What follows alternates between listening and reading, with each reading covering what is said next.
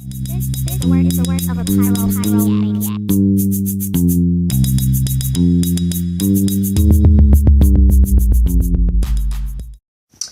Hey everybody, welcome back to the Spoonie Files. It's Sondra, aka Kitty.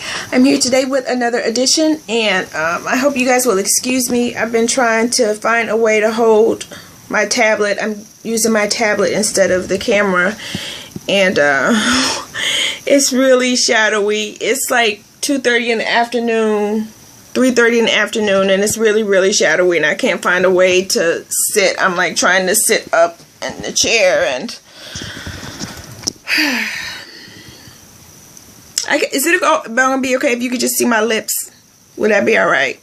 I hope that's alright, because I'm in this situation today. I'm not feeling well. It's a total man down situation. Is that better? It's totally man down, and I tried to do my face, and I totally messed up, but like I didn't want you to see how jacked up I was looking. I was worse than this, and this is bad because like never mind. I'm not going to start pointing out my flaws to you. Maybe it'll be like you didn't notice them until I pointed it out, and then you won't be able to stop looking at it once I say it. So I'm just going to let it go. What I want to talk to you guys about today is our situations with our exes and children. I have a Spoonie pal who is a real life friend. We went to high school together, and that's been 20 some years ago now. And she has lupus also. I'm not sure what other illnesses that she has, but she was putting some stuff up on Facebook that was like the total same thing I'm going through right now. And so I felt that it was important to talk about it, because if I'm going through it and she's going through it, then maybe some of you are going through it too. And that is how we deal with situations where we are permanently attached to people that we don't want to be attached to anymore. Otherwise, you wouldn't have divorced them. But through our children, we have lifelong attachments. And as we all know how much our emotional state affects our physical state, it's an important issue to talk about. Crap, I wanted to drop some knowledge on you before I got off of here. I wanted to, I will try to, if you're not watching this video on my blog, The Real Kitty Speaks.blogspot.com, go there, because I'm going to attach this video, but I'm also going to leave some very important information for you as far as your student loans and those of you who are permanently disabled, and how to get them forgiven. If you did not know, the government will completely forgive all of your student loans if you are declared permanently disabled. I have had all my student loans forgiven, so it's not some sort of farce or scam or something. But the thing is, if you go through this process, you will never be able to get a student loan again. So you have to think about whether or not it's only for people that are permanently disabled. If you're permanently disabled, then you won't care about not being able to go back to school. But if you think you are going to want to, or be able to at some point, go back to school, then you may not want to go through this process. But I will leave the information in my blog for those of you that want it. This video, I think I'm probably going to post straight to Facebook. I don't think I'm going to edit it or anything, because I really don't feel well. But I did want to get a video up. Today is Wednesday, I think, February 18th. The situation that we're going through, while it may not be the same that you're going through, I'm just going to tell you what's going on with me. So, I have 4 children. They are all with one man that I was married to for nearly 16 years. We've been divorced almost 10 now. I looked it up. We've been divorced since 2006. 2 of our children are adults, but 2 of them are teenagers. Now, in 13, I was hospitalized for 32 days, unable to eat, unable to drink, not even water. I was being fed a tube through my arm, TPN, through my arm. There was a tube that was going through my arm and going down into my stomach to feed me. I had to be fed like that for like 3 weeks. And they tried to put an NG tube. Okay, a G tube is in your stomach. They tried to put an NG tube in me where it's going through your nose down into your stomach. But my stomach was completely paralyzed, and so that did not work. Fortunately, I was able to begin eating again on my own. But it was a really serious situation. And my children, my 2 teenagers, were at that time staying with my ex-husband's parents. And they started getting shuffled all around, and it was really upsetting and frustrating to me, because all these people that tell you that they care and that they want to help, and when you're in a situation where you really need help, I was finding no help. These are all people that these are, you know, your blood relatives, and I was finding that my children did not have a single place to go. Places where they were welcome, like with their grandma. She was living in a 1-bedroom apartment, so now it's her in a 1-bedroom apartment and my 2 teenage children, and that was not ideal. And I'm like, so I told my ex-husband, you need to get your own children and you need to take care of them until I am able to.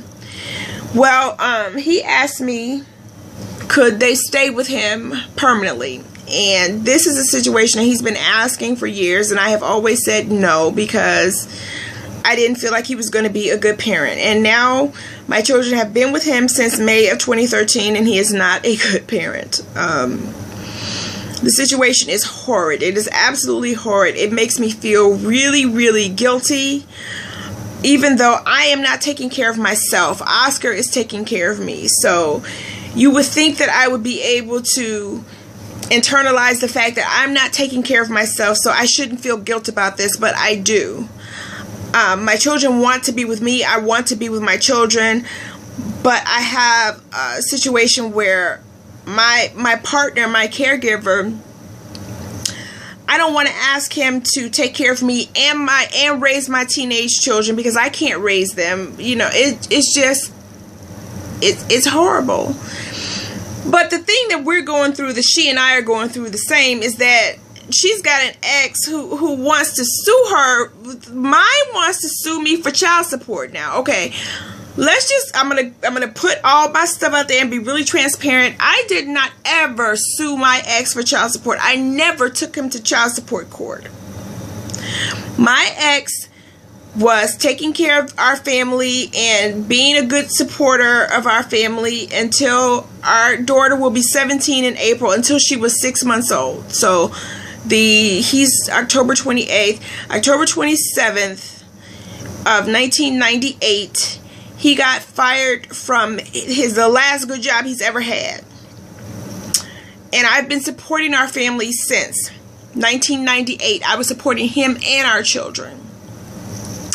And then since we were divorced, we were separated for 3.5 years before we were divorced. And after the divorce, I took care of our kids by myself. He would voluntarily give support when he felt like he could afford to, but he would routinely say things to me like he's trying to get himself together, and so he can't help out because he got to get his stuff together and he got to get his wardrobe back together. And I know that he's trying to rebuild his life and he needs to take care of himself. So the type of person that will put themselves before their children, which I never do. I don't know a mother that has or that does. I'm not saying that women don't. I'm saying the type of friends that I have, I don't know anybody personally that has ever done that. Our children have always come first. But he would routinely say to me, I know he got to get himself together. So when he get himself together, then he'll help out. I remember one year, this is 2015, so in maybe about 2012, 2011, it was, he had a job at that point. Any job he's ever had, he's gotten fired really quickly. But at this particular point in time, he had a job, and I had just spent $700 for back to school stuff. clothes and coats and school supplies. And I called him up and I said, it's back to school. And so then he like, so when do they go back to school? This is what he asks every year when I ask for help with back to school. Kids go back to school the same time every year. Why are you playing games with me? They go back to school the same time every single year. But every single time he'd be like, well, when? Well, you need to find out and let me know. This is kind of mind games he played. Like, and I would always tell him, just because I don't say nothing about what you do doesn't mean I don't see it. People trying to play mind games with me is really ridiculous, because I might not say anything, but I see that you're playing a game. I'm not going to say nothing, but that doesn't mean I'm not aware of what you're doing. So he would be like, oh, let me know. Just let me know when school start back. And anyway, this particular year, he started with the same old stuff. When school start back, blah, blah, blah, blah. Then he's like, well, how much did you spend? I told him, I already got the stuff. I'm just asking you to reimburse me. So he says, how much did you spend? I said, it was about $700. He's like, how you spend $700? What you spend $700 on? Blah, blah, blah. I'm like, the kids, his gym shoes was $100. Her gym shoes was $100. They didn't have to have $100 gym shoes. This man literally started telling me that I could have made different choices that would have made the back to school bill cheaper. And so therefore I should foot the bill, because it was me that made the choices that made the bill so high. And he wouldn't have spent that much. This man literally sent me $75. $75. Now because the children are living with him and have been there, he's telling me that they've been here for 2 years, and so we need to talk about this child support. You need to start helping out with the... She, me, her, no. So what your girl did, what I did before the time that my children got there, a couple months later, when I finally said, yes, they can stay with you permanently, what I did was draw up a contract that I had him sign, that the two of us went and got notarized, a legally binding contract that I will not provide support for my children, for their care, for nothing else, the entire duration of the time that they are with you.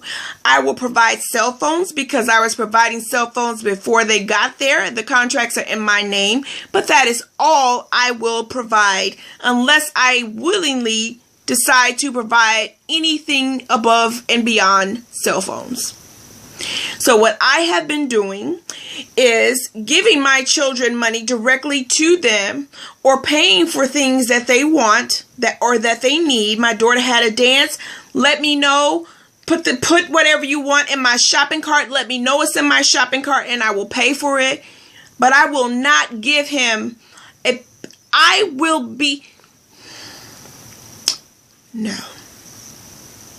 No, I'm not about to give you no money, so now you got money to pay for Cavassier and cigarettes and whatever. I don't drink, I don't smoke, I never have. I'm not going to provide them. I'm not going to provide money for him to go on dates or whatever else it is that he's doing. No, I'm not going to pay your light bill. You need to get on the side of the expressway and sell some fruit. You need to shovel some snow. You need to rake some leaves, paint some garages. I don't care what you do, but I will not pay any bill that is associated with my ex-husband's household. I will give my children whatever they need. Whatever they need. But I will not provide any type of support that will help him so that it eases his burden of having to take care of his 2 children. Those are his biological children that I have solely provided the care for the last nearly 17 years. No, she, me, her will not. No, I won't. I will not do it. So now I am constantly having to tell him that stop trying to text message me. Stop trying to call me. You are blocked. But for whatever reason, my phone is not blocking the messages. So I have to delete them without reading them. But they still come through. It's just, I really do not understand how a man even feels comfortable asking me. So yesterday he text messaged me and asked me for $40 talking about to help our household run smoothly.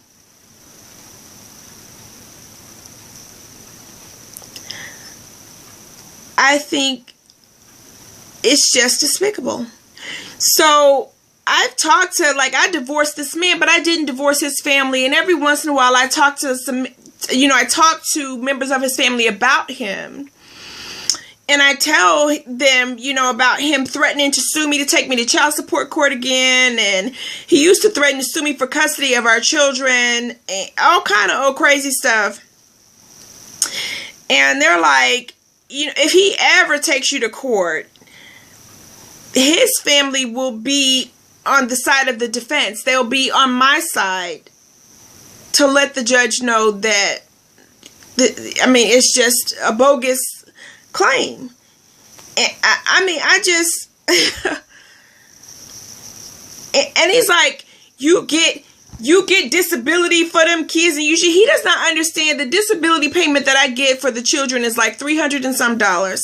I literally spend so much more than that every month for the care of my 4 children because I still help the 2 adult children. I don't know why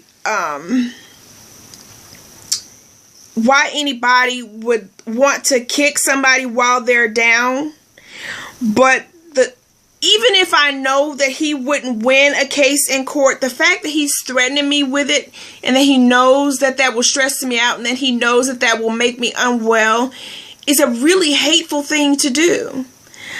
One time my children told me that he intentionally called me to upset me because he's like, I'm gonna call your mom and I'm gonna tell her this, that, and the other. And they're like, why? So my son says, why would you do that? You know that's gonna make her upset, and why would you do that? I'm finna do, he intentionally tries to upset me because he can't have me. But I don't even know why you would still want somebody that I've not literally slept in the same bed with this man in about 12 years. Let it go. He came to my house where I live one day last summer with his girlfriend in the passenger seat, talking smack about who's the man in the doorway. And they're like, that's her boyfriend, the man whose house that we're at. Why?